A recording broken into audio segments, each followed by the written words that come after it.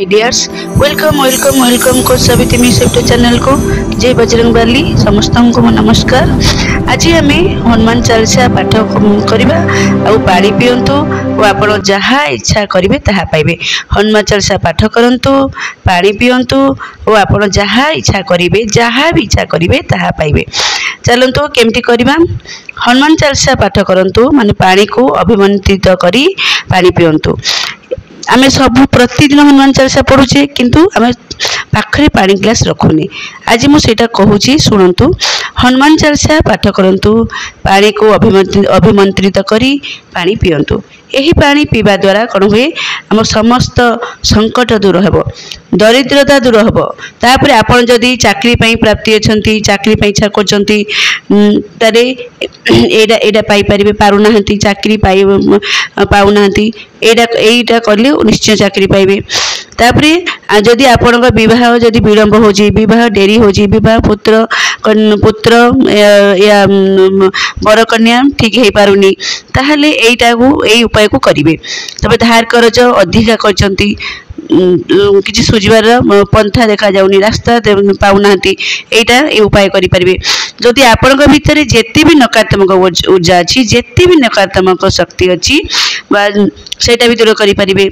नजर दोष भूत प्रेत आपण किछि भी प्रभाव पड़ी हनुमान चालीसा अच्छी से भूत प्रेत आपण किछि भी जदि आपण ऊपर प्रभाव पड़ी या दूर दूर करि परिबे एई उपाय द्वारा। एवं परीक्षा भी जदि एग्जाम हो परीक्षा हो एटा भी करि परिबे। किंबा आपणक समस्त इच्छा पूर्ण करने जहाँ भी आपणकर इच्छा अच्छी से समस्त इच्छा पूर्ण करने आपण प्रतिदिन हनुमान चालीसा पाठ करंतु एवं यही अभिमंत्रित जल को पींतु। चलतु यार विधि नियम केमती करेंगे बताऊँ। आउ गोटे कथा ठीक समय रे करंतु आ ठीक समय को चूज करंतु। मनकर आपन जदि सकाळू करचंती सकाळे करंतु जे संध्यारे करचंती संध्यारे करंतु। गोटे पर्टिकुलर टाइम सेट करंतु माने सकाळ 7 बजे करिले 7 बजे करिवे नेक्स्ट डे रे 7 बजे करिवे। आ एमते आज 7 बजे सकाळ करथिले पुनी संध्या कर एमती करंतुनी गोटे टाइम सेट करंतु। तापर आपण जानिचंती श्रद्धा विश्वास भक्ति बिना आमे कौन सी कार्य बा काम संभव होई पारे नहीं बा होई न थाए। संपूर्ण भाव में जदि आमे कहि बोले सकारात्मक भावना विचार आनी करबा को पड़िबो। जे संपूर्ण भावना बा संपूर्ण भाव में सकारात्मक भावना आनिबे विचार आनिबे तापर करबा को पड़िबो। तापर आपण भीतर जदि विभिन्न समस्या अच्छी से समस्या निराकरण पाई आपण जदि चाहूँगी निराकरण पाई जदि आपण चाहूँगी आपण कौन करें 7 डेज ना 11 डेज करें। ये हनुमान चालीसा 7 दिन ना 11 दिन आप इच्छा अनुसार 11 दिन कले बहुत भल। जदि भी 11 दिन करें 7 डेज भी करें। बहुत दिन किए जदि रोग रे पीड़ित अच्छा औषध खाई काम दौनी खाइला पर भी काम दौनी मुक्ति पाऊना से रोग उपशम पाऊना ताहले कौन करेंगे आपण यही उपाय को विश्वास सह करंतु भक्ति श्रद्धा करंतु देखिए निश्चित भाव में आरोग्य लाभ करेंगे। तबे केमिति विधि विधान करेंगे मु कहूँ शुणु। मंगलवार दिन आरंभ करेंगे।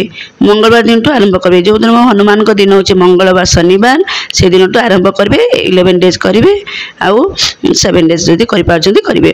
पूर्व मुख कर बसबे जिते ठाकुर सकाल उठे गाधेबे आउ ठाकुर घर को जी आप पूजा घर को जी पूर्व मुख कर बसबे। आपण ठाकुर घर को जी पूर्व मुख कर बसबे हनुमान पाखे दीप प्रज्वलन करेंगे। जितेबले भी आप हनुमान चालीसा पढ़ुंट निष्ठार सह करंतु आउ ठाकुर को डाकंतु। आपण सामने काच ग्लास रे शुद्ध जल रखिबे काच ग्लास रखिबे एवं 4टी दीप आ गोटे है 4टी दीप माटी दीप 4टी नेबे माटी दीप 4टी नेबे काच ग्लास 4टी दिगरे लगेदेवे पूर्व पश्चिम उत्तर दक्षिण करी से काच ग्लास चारिपटे लगेदेवे। आउ समस्त दीप गुड़िक मुह काच ग्लास आड़ को होइतिबो समस्त दीप गुड़िक मुह काच ग्लास आड़ को होइतिबो है। एटा भेरी इंपोर्टेंट एटा मन रखंतु।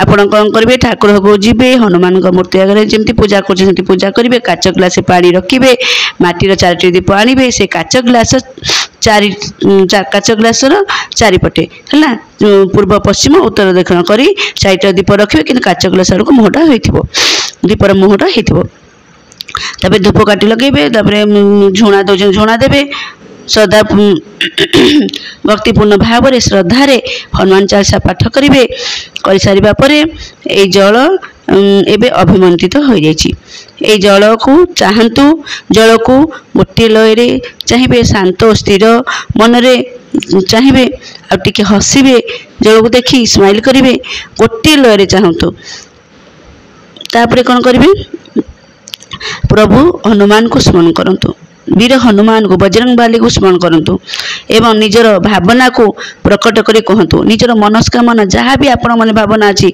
से जल को देखी से अभिमंत्रित जल को देखी कहतु भल भल अफर्मेशन दिंतु है आपण जहाँ भी समस्या अच्छी